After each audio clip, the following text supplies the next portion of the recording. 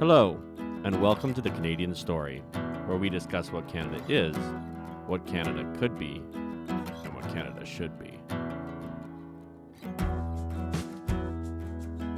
Hello, everyone, and welcome to another episode of the Canadian Story. I'm happy to be here with my friend Drew and Zach. And Drew, welcome back to the show. I've been on your show a couple times since you came on ours, but really looking forward to this conversation, as you are now also my Brazilian Jiu-jitsu coach. That's right. Yeah, it's been a while since I've done yours, so it's nice to pay back the favor, or at least try to even out the karma. Yes, exactly. So I have a whole bunch of things I want to talk to you about, but the first is talk about the transition for your podcast, right? It's gone a new direction. You've embarked on a whole new journey. It's going amazingly well, and I'm really blessed to have been on it a few times. But talk about that, because we weren't talking about that last time you were on the show. Yeah, that's right. So I had a podcast for a while, about a little less than a year, that I was doing just for my jiu-jitsu meme page called the Because Jitsu podcast. So I'd talk about jiu-jitsu and the news and kind of how it pertained and back and forth, and we'd be just kind of topical stuff around the sport. That started becoming less and less interesting to me. Maybe not less interesting, but more things became more interesting. Well, all of the things that were going on in both my life as well as the world writ large around us were changing at this breakneck speed that really, like, I had to talk about, which was a catch-22 because you're not supposed to talk about it. It's this like hilarious, lethal elephant in the room where you're like, do I risk my entire reputation and the platform that I've built and the friends and family that I have, et cetera, to actually talk about the things that matter the most in the way that I'm going to talk about them, which is honestly. And I made that decision finally. It was not a flip of a switch kind of thing. This took a long time to build myself up to thinking that, okay, yes, I'm going to do this. Yes, it is worth it. And let the blowback and fallout be what it may. And so I did. And I ended up rebranding that podcast into what is now the Social Disorder podcast, where I've been very active on that since about the 13th of February was the first one. And we're coming up on 70 episodes now in 4 months. So it's going really good. Incredible feat. For those who don't know how incredible it is, Zach and I can attest that it is an incredible feat. 70 podcasts in that time frame is wild. Yes, to that I say, holy shit. I had it in my mind that I wanted to just get some stuff out there to begin with. But then when I saw the traction that it was getting, and this isn't just like a numbers thing, like everybody on social media likes to see good numbers, but to me it was more like, at least I'm not being deplatformed for this and some people are listening, so it's worth it in that way. And I got a bunch of stuff off my chest and got a bunch of topics out there, and then I decided shortly after that point, not only is this worth doing, but if I'm going to do this, I'm going to do it like I'm a professional. And so I'm going to do it professionally until I become a professional at it. And to me, being a professional is doing it every weekday. So that's my goal, is do at least one podcast every Monday through Friday. And that's been what the average has been.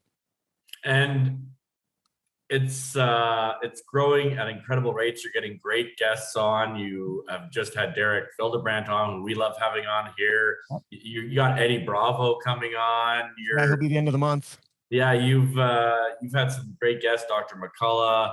Mm-hmm. Talk to us a little bit about how you've approached this, like you approached jiu-jitsu, like you approached your NFT. I think one of the things I'm enjoying most of learning from you is that you know how to learn things. You've become a master of learning things. And you and I have talked about this off podcast, but like, I'd love if you could share with the listeners, like, how are you approaching this, and how is your approach to life one of learning?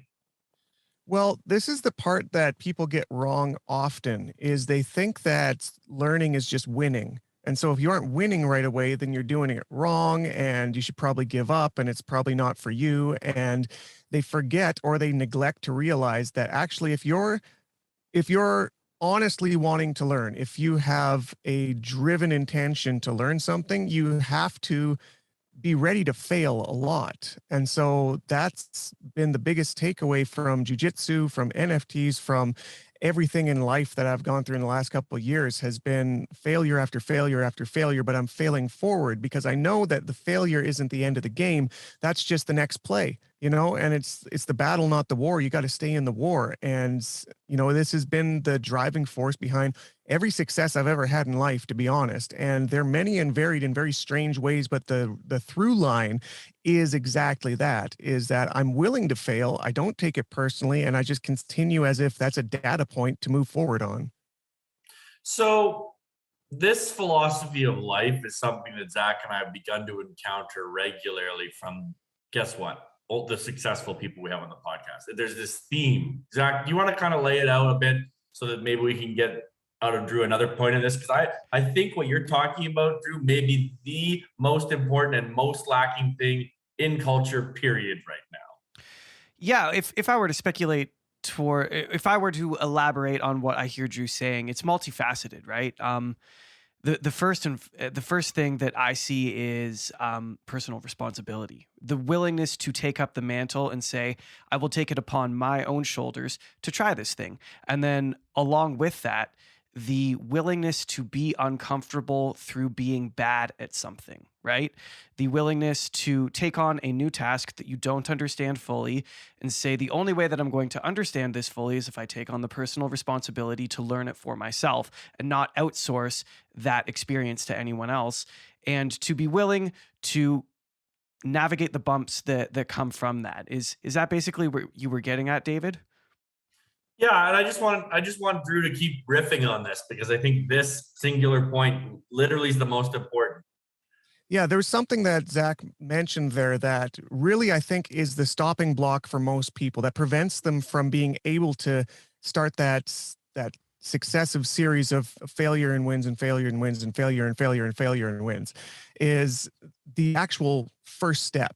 I think that's where most people stop because people get in their head and they overanalyze and they over psychoanalyze the situation. And the thing with humans is that we are hardwired to look for the worst case scenario first because that's important. It's important to know what is the worst possible thing that can happen. The problem is a lot of people think that that is most likely to happen. And it's actually the inverse. It's the least likely to happen. It's usually a very slim probability that everything will go as terribly as you think it will. And so there's been something that has changed in my mind. And thankfully for me in my story is it happened earlier in life. I don't know if I've told you this story on the podcast or not, but I was like 12 years old when I had this first experience where I had to literally step outside my comfort zone when I went off a platform diving board at a wave pool. And it was terrifying to me. I was a small kid growing up, so I was short to begin with, and going off a 5-meter cement platform was like, it looked like death. It looked like I was going to die. And I saw all my friends doing it and they were having fun and they were coaxing me into doing it. And I was like, fine. I sort of bowed to the peer pressure to get up there. But then it was up to me at that point to look at the edge of this thing. And I walked to the edge of the platform. I look down and I see the entire earth below me and I can see eagles flying in between me and the water and it's an infinity below, right?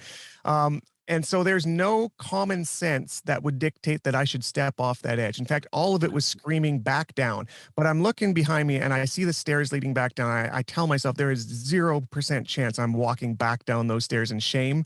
I'm not going to do it. So I said, how do I convince myself to take this first step? Which is really, in that case, the only step necessary. And oftentimes it is the only step necessary to just start the process. And I said, okay, this is what I'm going to do. I'm going to walk up to the edge. I'm going to step 1 foot over, and then I'm going to step the 2nd foot over, and then I can make all my regrets on the way down. That's what I did. I literally it was the most ungraceful way. I just literally walked off like a zombie and hit the water and had a ton of fun and did it about 20 more times that day.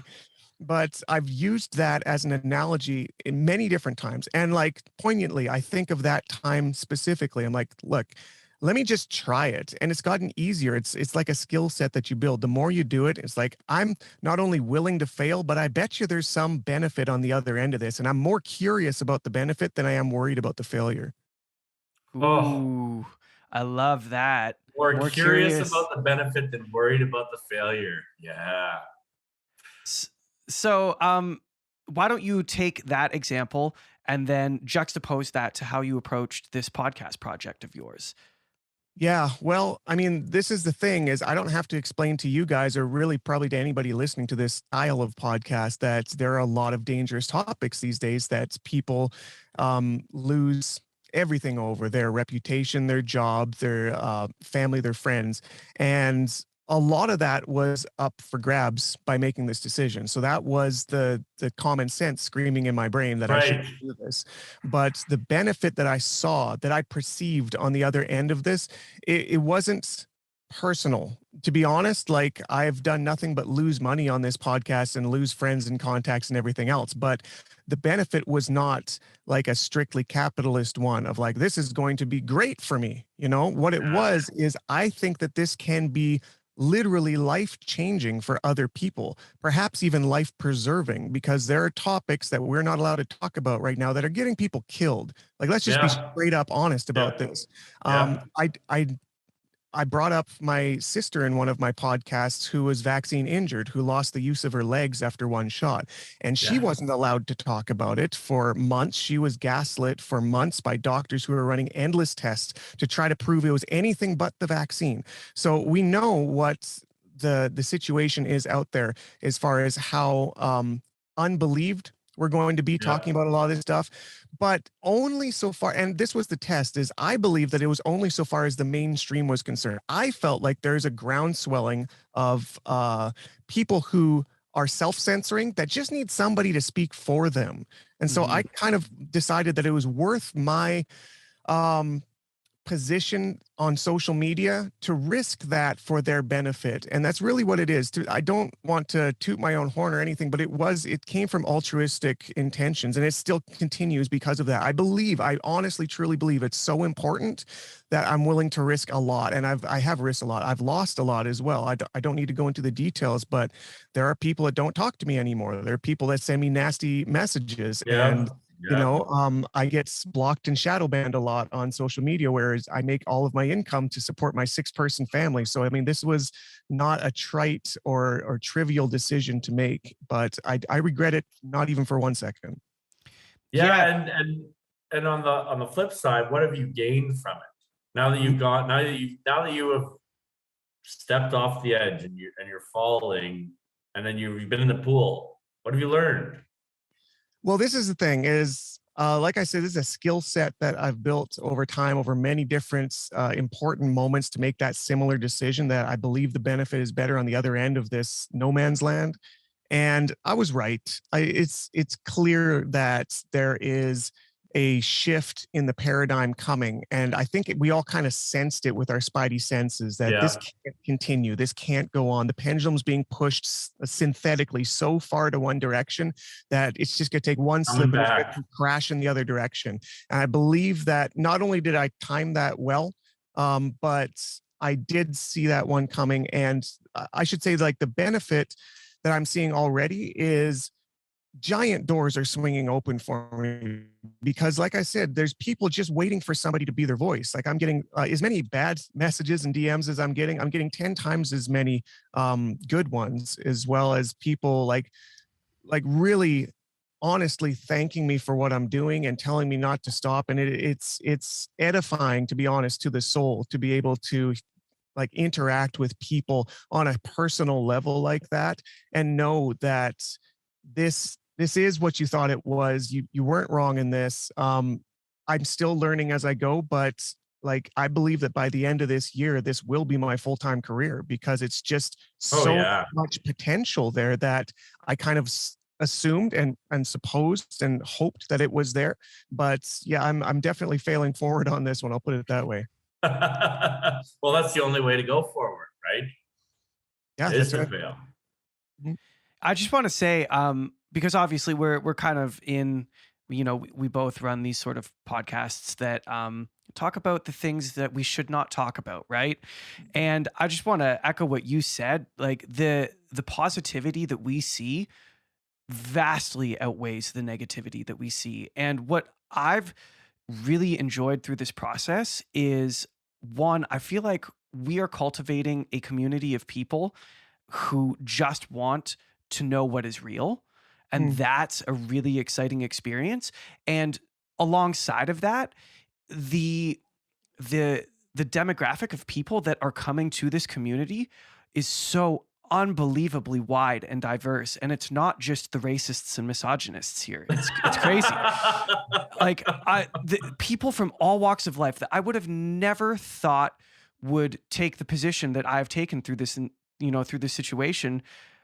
There's so many people who are coming out of the woodwork saying, man, like, thank you for saying what you say. Like, I thought this too, but like, I just didn't know what to say or how to say it or where to say it, or, and it's everyone. It's not just a small group of people. It is everyone. And every day there's more of them. And I think that's an exciting movement within our country, because we're just at the cusp of that, and it's only going to get better. You guys want to know a cool stat? Let me hear. We're the least boosted country in the G7.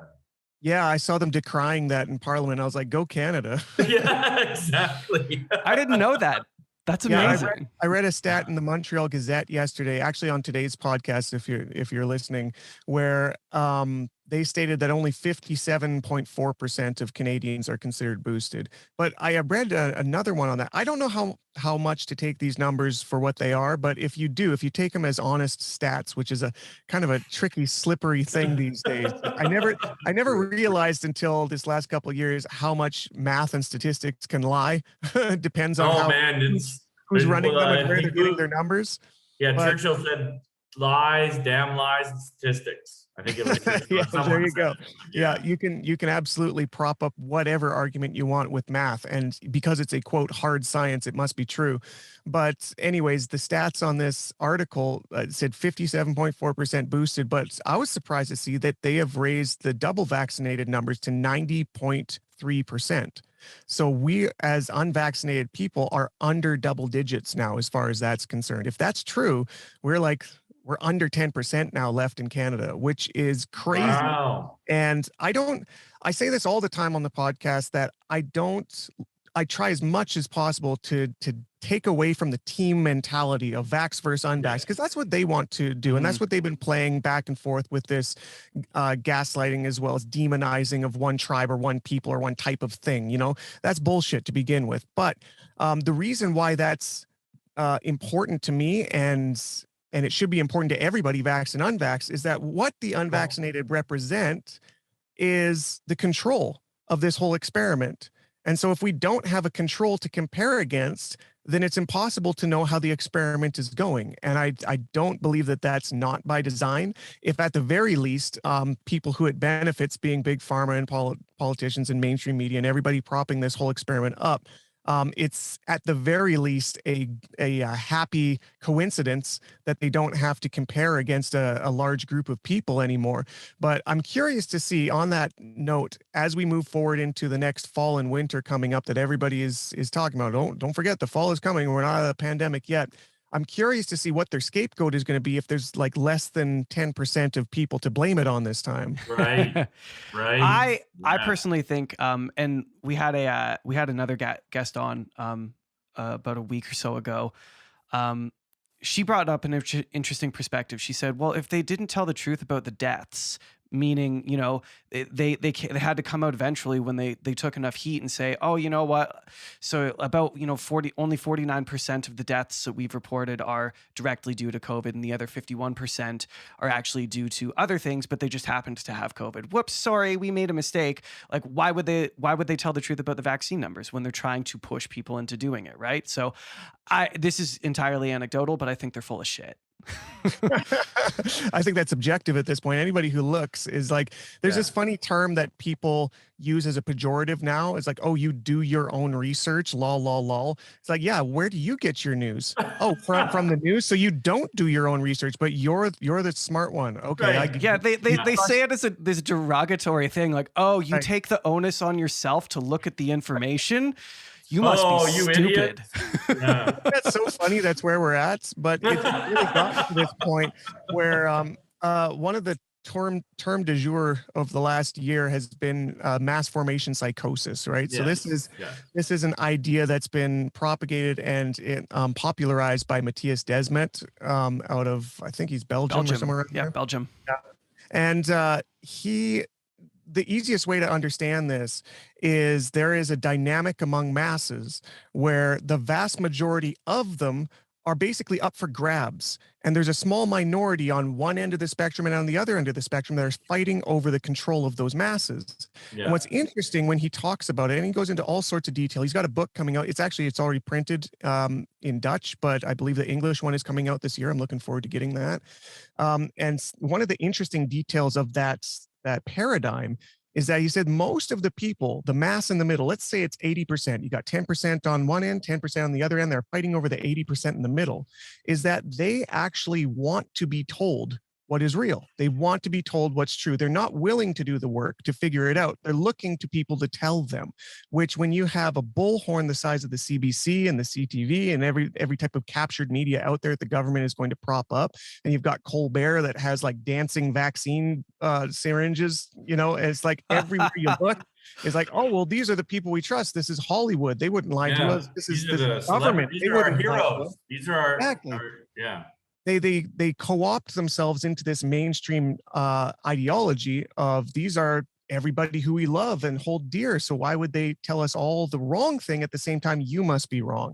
Meanwhile, they've been told what to think. They've not done their own research. And so you look crazy because there's that thing that's like, okay, if you think everybody else in the room is crazy, chances are you're the crazy one. But that's the way it looks in mass formation psychosis. Yes, true. Have you read Dr. McCullough's book and John Leake's? I have it on order. I should have it here in a couple of days. I'm about halfway through it. We'll have to chat about that. You just mentioned that he was on the show. So this idea of mass formation and psychosis, why don't you just go ahead and give a brief detail of what exactly that looks like, maybe playing out in our own country for the people listening who aren't as familiar with the concept as the three of us here. Yeah, it's really important. It's a very important concept to understand because it gives a lens to what we're seeing in the world, not just the country. Canada is a very direct version of it. It's very clear to see. There's other countries where it's less clear, but it can become obvious as you look through that lens.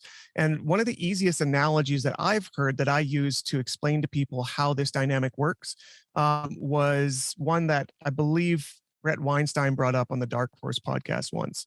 And he said, okay, if you think of this in medieval terms, we're going on a witch hunt. There's a witch hunt going on. We're going to go find some witches. So when you start a witch hunt, you've got a small amount of people, say it's the church, that, a few deacons or some bishops that are saying, we're going on a witch hunt because there's witches.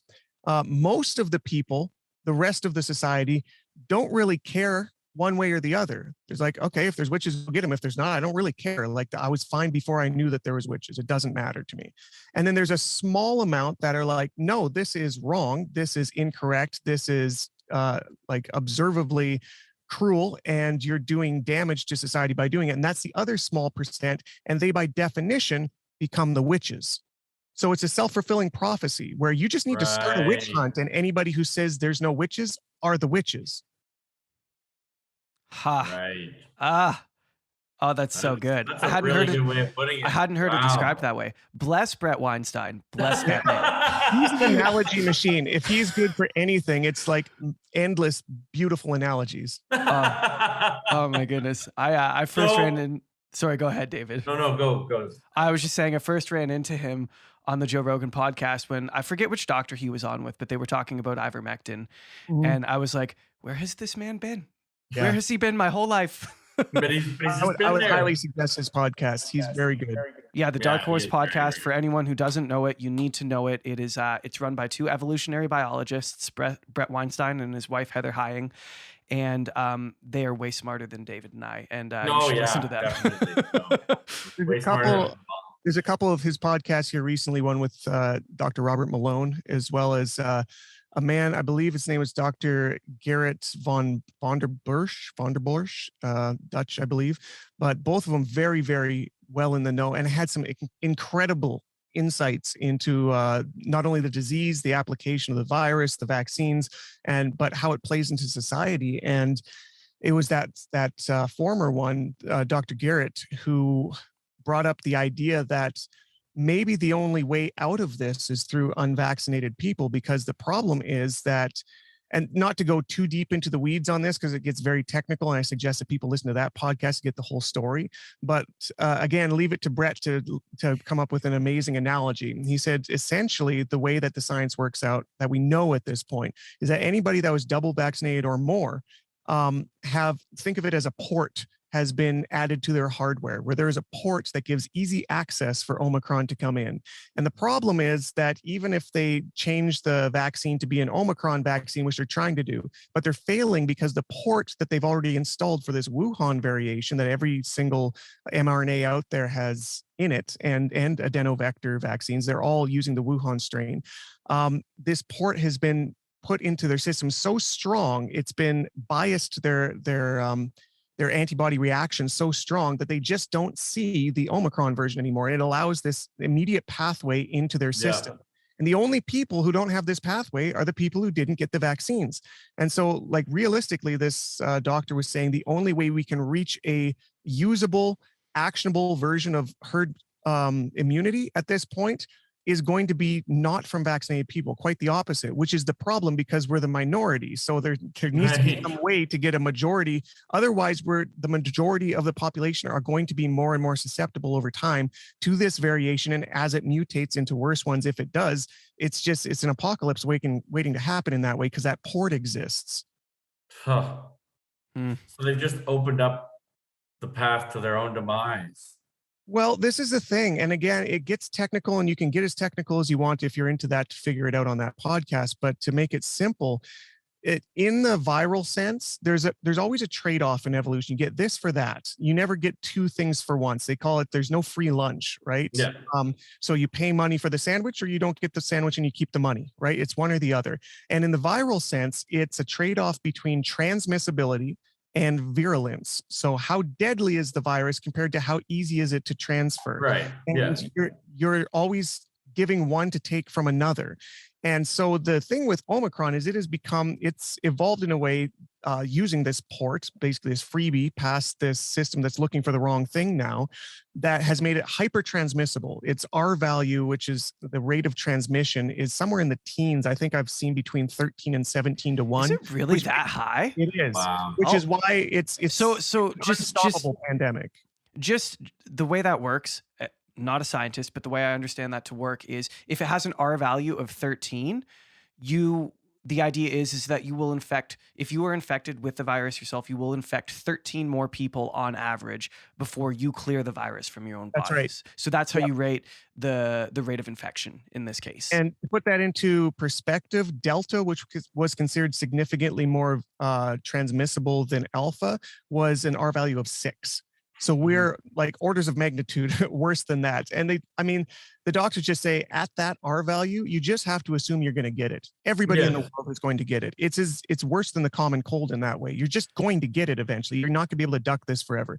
So that's where Omicron is. It's hyper transmissible, but that we looked at that as actually a good thing because it lowered its virulence to get that transmissible. So it became a very weak version compared to Delta or even to Alpha before that, where it's like some people were calling it a wild vaccine, right? It's been attenuated so much. It's so weak that you can everybody can beat it now and get some sort of immunity to it, which unfortunately is not the case because of this hardwiring to this other variant through the vaccines. They didn't talk about that. But here's the concern that Dr. Garrett brought up is that this leads to a very unnatural and unfortunate situation where if the version of Omicron that has free pass every vaccinated person's system right now decides at some point through evolutionary pressures to become more virulent instead, there's actually no trade-off for it anymore because it already has a free pass that it doesn't deserve. It gets right past for transmissibility's sake. It'll remain more transmissible than it actually deserves to be because it just slips right past vaccinated people's systems. And it can become more virulent then at that point, then it's a pandemic of the vaccinated. That's scary. Right. And sorry, is this coming from a Dark Horse podcast episode? Yeah, Okay. A very recent one. Okay, we'll have to link to that in the show We'll put in the notes. notes.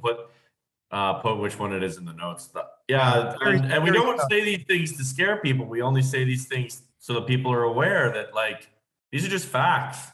We just have to be able to have the conversations, right? We're not Exactly. we're not trying to scare anyone into anything. We're not trying to be doomsday. We're just trying to talk about what's going on. And I mean, those are people who know way more about this sort of thing than we do. Yeah. Right. And it's those people that I try to source out and try to listen to because they're giving me the other side of the picture. Because look, you can listen to all of the mainstream scientists you want. They all tell you the same thing in almost the same words, which should almost discount their opinion. You know what I mean? That was one thing that a lot of scientists have talked about, that they clocked very early. The ones that ended up getting devenerated over time is there was a very early into the pandemic, there was a conspicuous consensus. Never happens in science. In fact, science is such a cutthroat industry by definition, because you're not only trying to disprove everybody else's theories, you're still trying to disprove your own theories to try to make the best version of what is real. And all of a sudden, everybody had this immediate consensus on what this thing was when there was no scientific way they possibly could. Yeah. Some of the stuff that you start to hear when you're traveling in the circles that Drew and I have, and Zach to a degree as well, we're starting to hear just things that make it very clear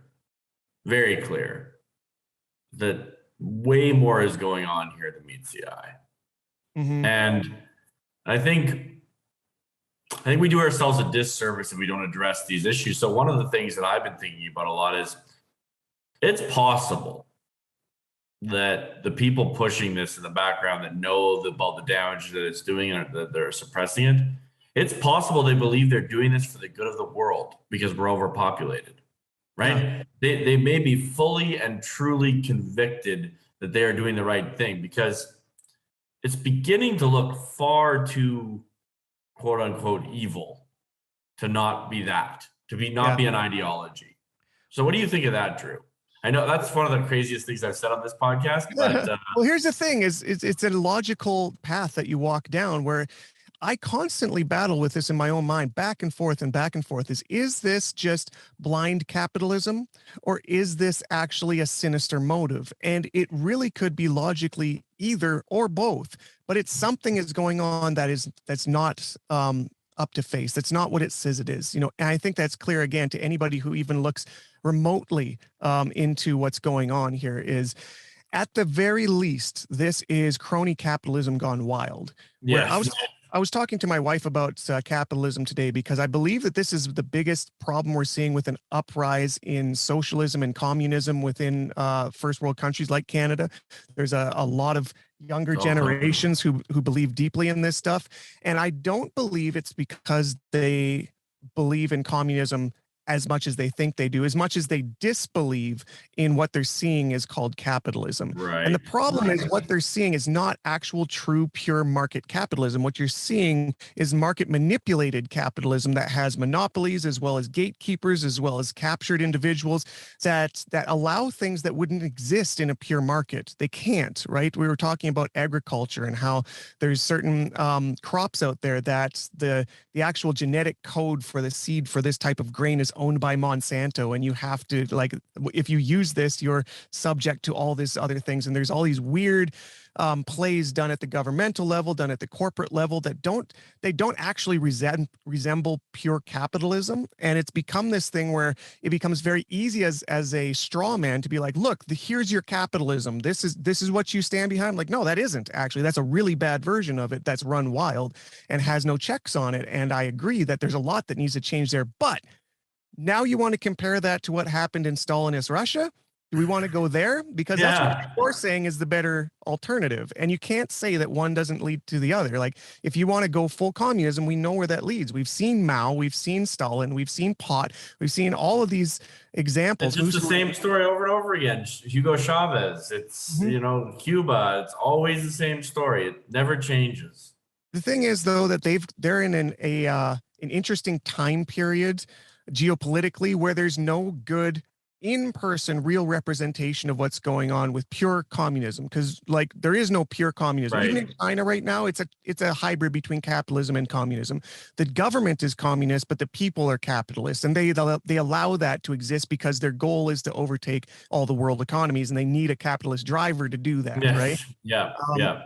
But these people, these ideologues that are wherever they're coming from, whether they're just on the street and they heard something on a podcast, or where they're coming from universities where it's being pushed, they don't have an analog to look at in real time for the utopia being preached to, but they do have an immediate analog in real time to the system they're under, which they can obviously point out the problems. Yeah, they're just like, there's so many. Yeah, that's fair. That's a really good point. Yeah. Want to hear something dirty about Monsanto that I learned in a documentary I watched about it?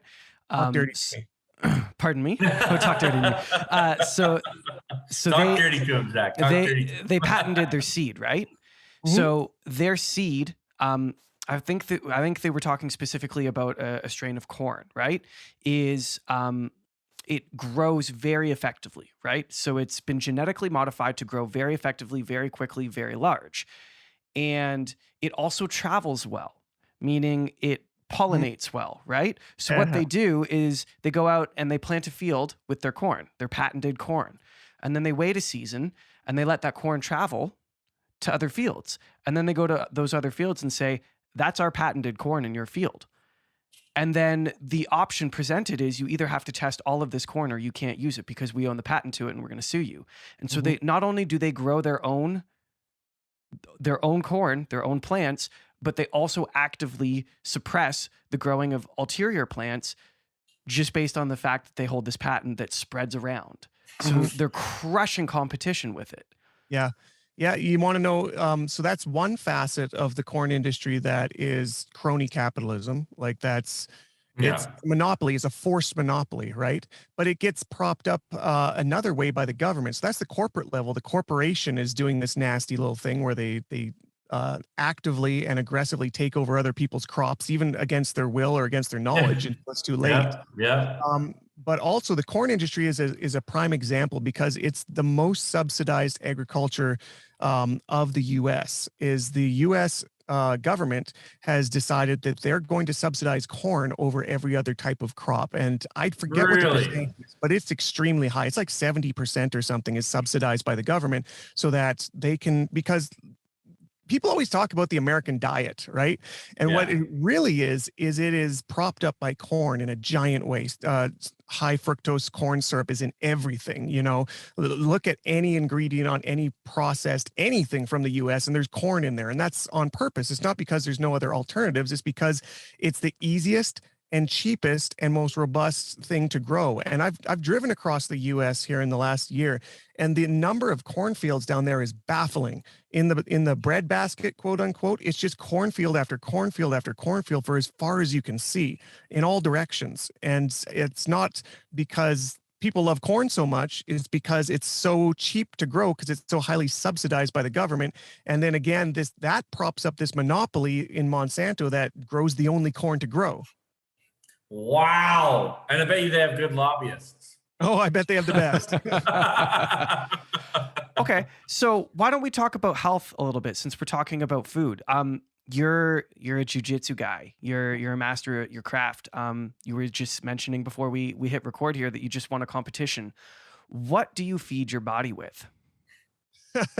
This isn't going to be as good as it sounds, because here's the thing is, if you're a hyperactive athlete, and David can speak to how many calories it takes in a given sparring session to roll jiu-jitsu. Oh yeah, it's exhausting. It's highly energy intensive. Oh, yeah. I get away with murder when it comes to my diet because I can just burn right through it with my metabolism. So I can probably get away with more than most people who are just lifting some weights to stay fit, because I'll burn 3,000 calories in a session, you know, so I can go through my daily regimen. So that being said, though, it's an interesting test tube to test what works as far as nutrition and like improvements to that type of system, because they're going to be stark, very obvious right away. Is if you can improve your output in such a high output environment, then that's probably a really good thing to do. So I've got some students who are more into that experiment than I am, because again, another thing you don't know until you do jiu-jitsu is the better you get at it, the less you have to do, which is this weird paradox where you think like as you get better, you get like stronger and more energy. It's actually the opposite. You get more efficient and have to burn less energy, which is a nasty little trick us black belts like to play. But when yeah. you're fighting other black belts, you have to you end up burning a lot of energy. Yes. So that's where it all comes back, is eventually it comes down to, your fuel source is going to be a difference maker the closer your skill set gets to the person you're competing against. And that being said, I've seen a lot of benefit for high protein and high carb. And high carb is kind of like used to fuel fast energy. So for training sessions, people will carb load before they do it. Before tournaments, they'll carb load. But when they're just like, the majority of their diet will be high protein to try to regulate and improve their musculature, right? I've seen a lot of people who are on like vegan or vegetarian or pescatarian diets that have a harder time with jiu-jitsu because they don't have the ready fast energy that the carbs bring, as well as their muscles break down and take longer to rebuild without like that red meat protein that other people are getting.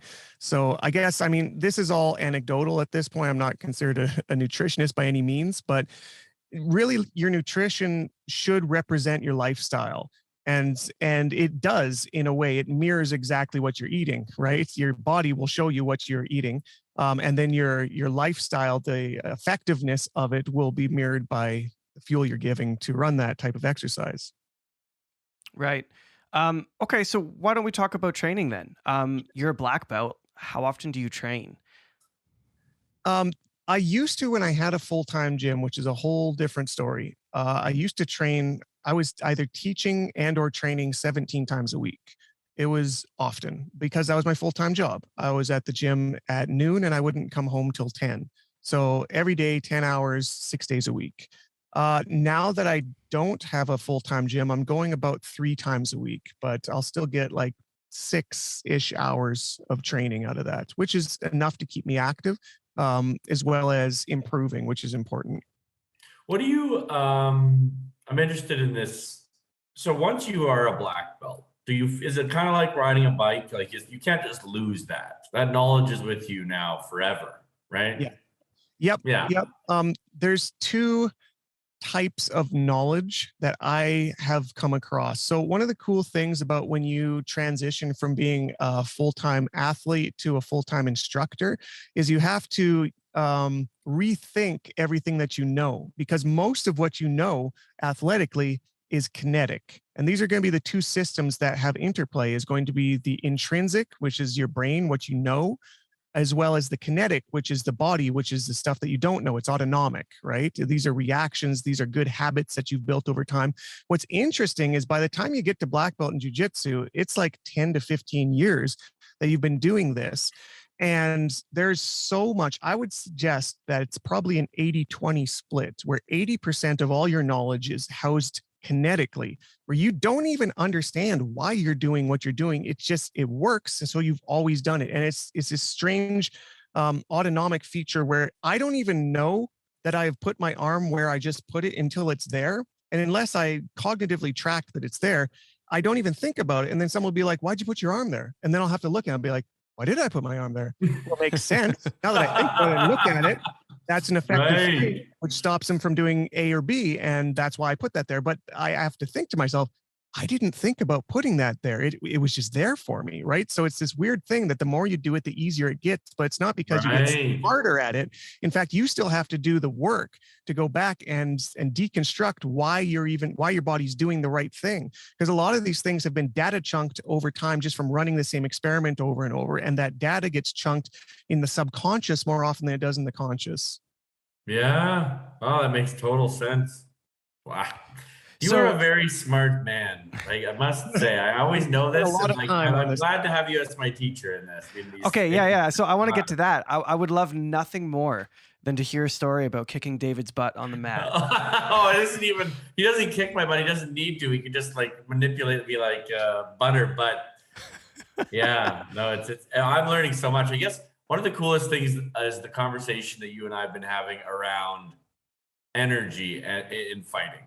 I'd love to have the conversation about that. You know what I mean? Like, why is it so important to preserve energy? And why do people who are initially coming into a match, let's call it, like myself, burn so much energy and you're so tense and you're just push, push, push?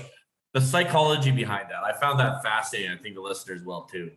Yeah, well, the simple fact is that you're coming in with a significant disadvantage, not only in the cognitive understanding what the techniques are and what the game is, the game theory involved, but you have literally zero kinetic information. And if that was considered 80% of a good athlete's repertoire, right, significant disadvantage where you're basically all you have to work on is what you know in your head. Which even if that's all I had to work on, I'd be at a disadvantage because that's the majority of the usefulness of my techniques. And so all you have to do is try to think about what's going on and just like red line to try to stop it however you can. And oftentimes that does stupid things that allow simple techniques to work even better because you overcommit to something with more strength or more momentum than necessary and you just get flipped on your head. What's interesting, though, to take this full circle is, like I said, when you get to the teaching stage and you start to deconstruct why these things are and all of the wisdom built into your subconscious that you didn't even realize was there, but it's there to be dug up like gold in a mountain. It's just there. And you'd be surprised how much is there if you take the time to think about it. This is what essentially what Sun Tzu went through with the whole art of war. Is all of the efficiencies of war translate as a perfect analog to jiu-jitsu. Yes, right. Yeah. All of his best lessons could be applied directly to jiu-jitsu. And I think that he probably got there the same way we did, is that it came through a dissection of what works best. And in this case, it's in war. And I don't even know if he got all of his insights from war. Maybe it was from other forms of battle, like martial arts, where he said, if this works against an opponent, a full army is still another opponent. How can I use this psychology against them, right? It's using their force against them, tricking them, using ploys, using catch-22s. A term we use often in jiu-jitsu is dilemmas, setting up dilemmas. And a dilemma is two options, both are bad. So if you can set them into a dilemma, they're guaranteed to lose. They're either going to get swept or submitted, and both are fine with you. Right. Wow. That's fascinating. I'll have to read The Art of War again. Yeah. I mean, you got to get into Brazilian Jiu-Jitsu, Zach. I really do. I almost feel bad talking about it all the time because it's like, oh, it's so Joe Rogan. But the truth is, it is what everyone talks about. Like, it provides you with, and this is something you and Chris and I have talked about a number of times, Drew, is it provides you with a constant humbling experience. Yeah. Because especially when you first get in, and I think you have to lose so many times to even become a blue belt, which I'm on the journey. I'm at the base of that mountain. I'm looking up the blue belt mountain and trying to get there. And you're just getting smashed. Like, I've wrestled. I feel like I'm a tough guy. I've been in a number of bar fights. And when I wrestled my brother, or not wrestled, but I rolled with, when I rolled with my brother-in-law, he just destroyed me. It was like a complete catastrophe. I had no hope, and he's only a blue belt. And like, it just goes to show you the humbling of knowing that you just don't know a lot of things. And I think there's a spiritual component to that, like in terms of like what do you think of that? Like the people who become black belts, you can't become a black belt and be like a horrible, angry person. I feel like you have to be humble. Well, here's the thing, and it took me until I got to black belt to realize this, and I feel like every black belt knows this after they get there, is you can't really see it. So this is some industry secret. You're going to be able to hear it before you get there. You're going to have to erase this like men in black belt. Yeah. The industry secret around black belt is that there is an infinity to continue on after that. It's almost a trick to believe that is the final destination at black belt. You know everything. Actually, that's just the last belt we got for you. The continuation of your learning continues on as if there are more belts after that. And it's an infinite amount at that point. Like if it takes it takes 10 years to get a black belt, man, I spent a whole decade to get to this thing. You got the rest of your life at that black belt. So now 10 years doesn't seem like that much 30 years from now, and you're still a black belt. Right. But are you better than when you were 30 years ago? Of course you are, right? Because you continued that experiment. And that is really the trick, is that black belt isn't really one thing. It's almost like an understanding of how deep the well is. And it's interesting to see a lot of black belts tend to wax more and more philosophical as opposed to rudimentary. So you'll hear that in a lot of podcasts with black belts is you could talk about techniques all you want with your purple belts and your blue belts because it's interesting to them because it's where they're at. But after all the techniques are, for the most part, the gross amount of it is understood. Really what comes down to the interesting aspect of the continuation of the journey is the psychology and the philosophy behind it, which is vast. And it speaks back to the journeys that all of the greats, philosophers of old spoke to. You start hearing and seeing the truth and wisdom through Socrates and Plato and all of these people that are giving you one word, mind-blowing analogies and insights that you're like, wow, that totally just changed my jiu-jitsu because I thought of that.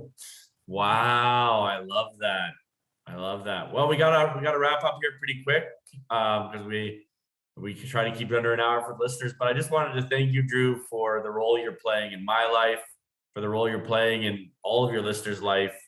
Anyone who wants to find Drew, he's got the Social Disorder podcast, or on Instagram, he's got Because Jiu-Jitsu. He's also got Drew Weatherhead on Instagram. You're all over the place on social media.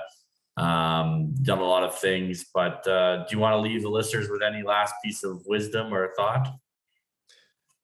Yeah, I guess, there are so many different ways that I've applied that wisdom we talked about at the beginning about just getting past the first step into the uncomfortable and seeing where it goes from there, being willing to fail after that point and using it as data points instead of like taking it on as I'm now a failure. You know what I mean? A lot of people, they fear that the most. They fear that they're going to fail and therefore they're a failure.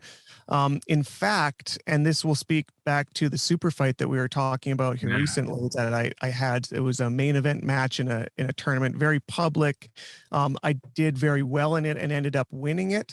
But interestingly enough, it's harder to learn after wins. I had to double down and try to dig out the mistakes I made in that match because it's more important to me to know how to do better than I did that time than it is to know why I won, because that's less important to me. So I guess that's the major wisdom is first of all, don't be afraid to fail. But second of all, don't get complacent in your wins because they're just a data point as well. You can, don't worry too much about your losses. Don't worry too much about your wins, but don't let either of them define who you are. Treat triumph and disaster just the same. Correct. I love it. Well, thanks, Drew. We really appreciate your time and coming on our show again today. Thanks, Drew. My pleasure. Thanks for having me, guys.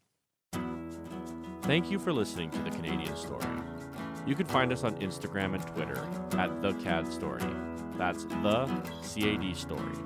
If you enjoy this podcast, please share it with your friends and family. Let's work together to remind Canadians how great our country is.